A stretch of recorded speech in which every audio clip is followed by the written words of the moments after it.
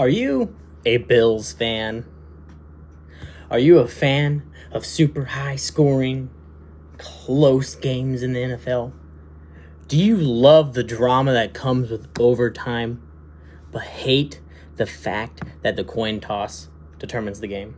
Want to know how to fix it?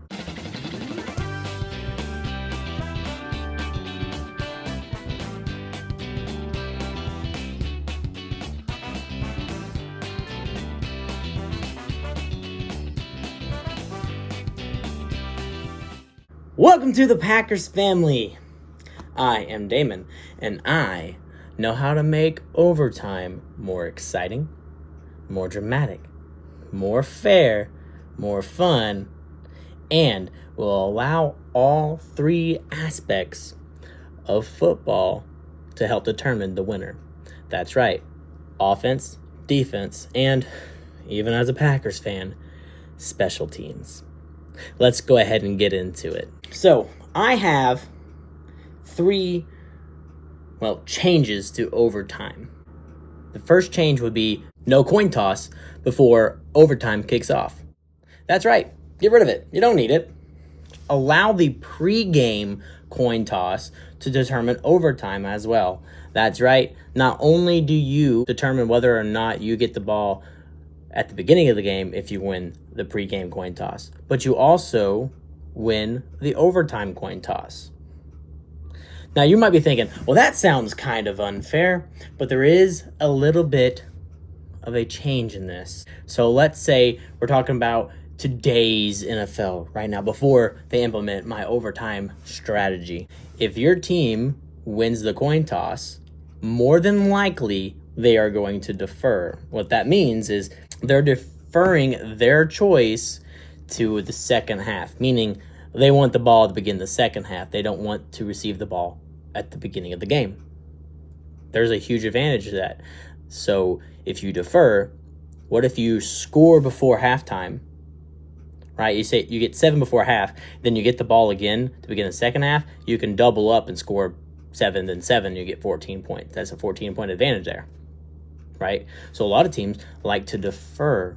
However, in my change to overtime rules and how the coin toss pregame also determines what happens in overtime, if you win the coin toss and receive to begin the game, then you will also receive the opening kickoff in overtime. However, if your team chooses to defer, you will no longer receive the ball to begin overtime.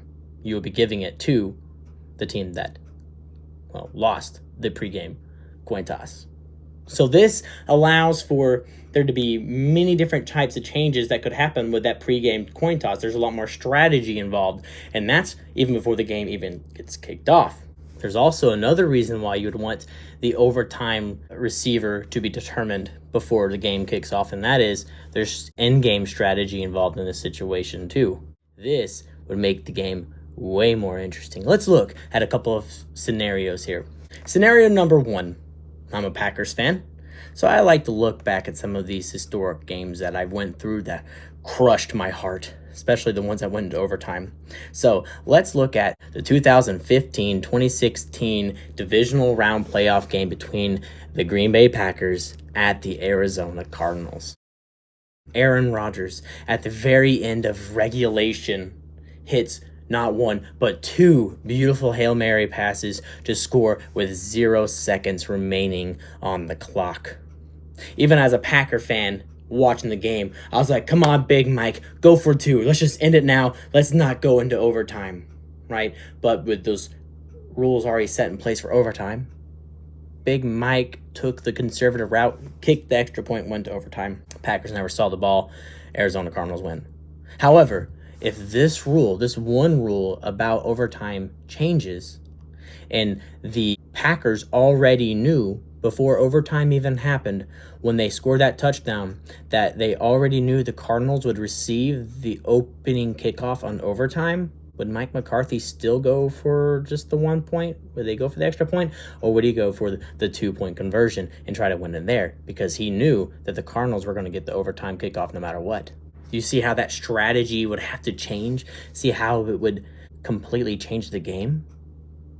I think in that situation, Big Mike doesn't go too conservative. There's too much risk with the Cardinals getting the ball to begin overtime, and I think he goes for 2 in that situation. Let's look at another situation. The one we just went through, the 2021-2022 divisional game of the Buffalo Bills at the Kansas City Chiefs. This one's kind of what happened, but there's a little bit of different thought process involved in it with this rule change here. All right, so Josh Allen takes the Bills down and scores a touchdown with 13 seconds left in the game, knowing that the Bills, they themselves, receive the overtime kickoff. They then go ahead and kick the extra point to go up 3 points. Because even if Patrick Mahomes is able to go down in 13 seconds like he did to get them in field goal range and kick it, they're fine because they already know they're going to get the overtime kickoff. It's no big deal. But let's say that situation's changed a little bit. What if the Bills already knew the Kansas City Chiefs were going to get the ball? They score a touchdown with 13 seconds remaining. Instead of kicking that extra point to go up 3, maybe they go for the 2-point conversion to go up by 4. 13 seconds with Patrick Mahomes and 3 timeouts. Getting to field goal range, as you already saw, was pretty easy. But getting down there close enough to go the whole length of the field to get a touchdown is a little bit more difficult to do.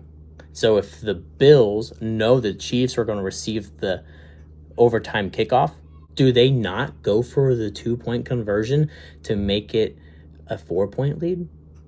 I don't know. This whole thing changes all the dynamics of how these things work out to the end of the game, and I think it would make it a lot more exciting. That's why I propose eliminate the coin toss in overtime and let the pregame coin toss determine who receives it. Now, that's not it. Let's say we actually end up going into overtime. My second rule change would be this. This change is pretty simple overall. The team that kicked the ball off in overtime will have a chance to answer to the team that received the ball in overtime. That means offense has the chance to match or surpass the offense that started with the ball. Example, Patrick Mahomes takes his team to the extremely tired Bills defense. By the way, I'm going to digress here for a second. Listen, I know a lot of people, our argument is, well, the Bills defense should have stepped up and stopped the Chiefs. Let me tell you, the defenses on these NFL teams are a lot more exhausted than those offenses because the offenses can dictate what's going on. Those offenses might be tired, but those defenses tire out way more than offenses do. And that's why at the end of the game, it's easier for those offenses to go up and down the field on those defenses. They're tired. So it isn't fair to put that on the defense of the Bills to try to stop Patrick Mahomes and the Kansas City Chiefs. I believe Josh Allen should have had a chance. So let's say Patrick Mahomes goes through the extremely tired Bills defense and scores a touchdown. But the game isn't over. The Chiefs still have the point after try. In today's NFL, as soon as those Chiefs scored that touchdown, it was game over. There's no point in kicking an extra point because they've already won, because the touchdown score wins. But in this situation, it doesn't. The Chiefs still have to kick the extra point or go for 2. We'll get to why they might want to go for 2 in a little bit. Now, the Bills have a chance to answer. Their goal is to try to go either tie the Chiefs or beat what the Chiefs did.